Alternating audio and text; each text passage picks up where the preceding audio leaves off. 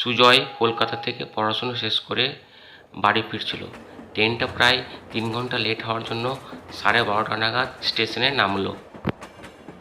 Sujoy train থেকে নেমে দেখল স্টেশন প্রায় জনমানব শূন্য।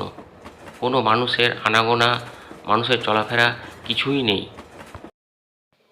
তারপর সে মালদা স্টেশন থেকে বের হয়ে দেখল যে একটা হলুদ কালারের অটো দাঁড়িয়ে আছে।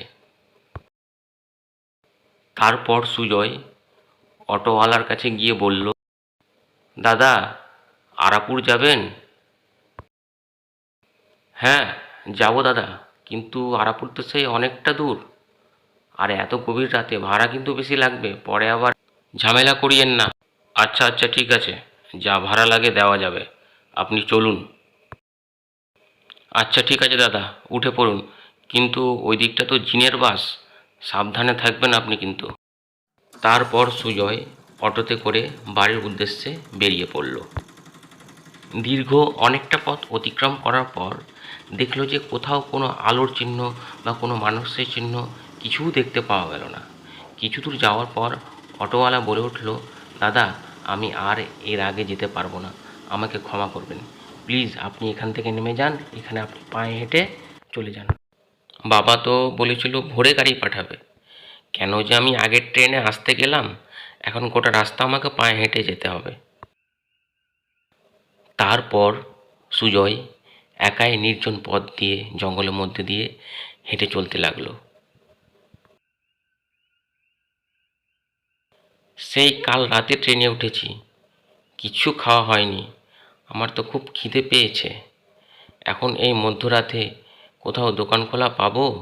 আমার প্রচণ্ড খিদে পেয়েছে, কি করি দেখি। ওই তো সামনে একটা দোকানে আলো জ্বলছে, দেখি ওখানে গিয়ে কিছু খাবার পাওয়া যায় কি না। প্রচণ্ড খিদে পেয়েছে আমার।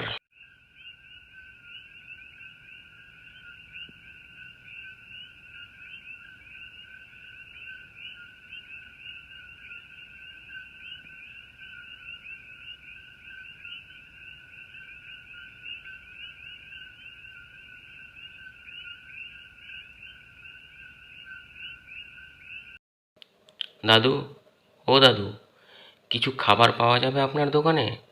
আমার কিন্তু প্রচণ্ড খিদে পেয়েছে, সেই কাল রাত্রে আমি ট্রেনে উঠেছি, কিচ্ছু খাইনি।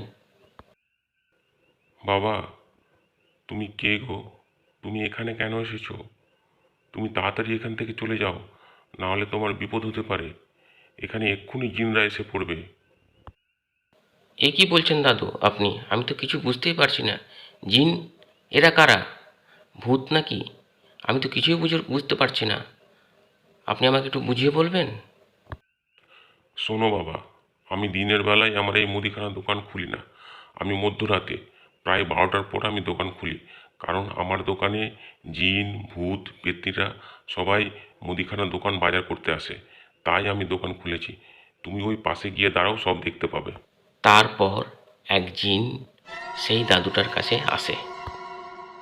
আমাকে 1 কিলো চাল, 1 কিলো আটা, 1 কেজি চিনি আর 1 কেজি গুঁড়ো লঙ্কা দাও, খুব তাড়াতাড়ি।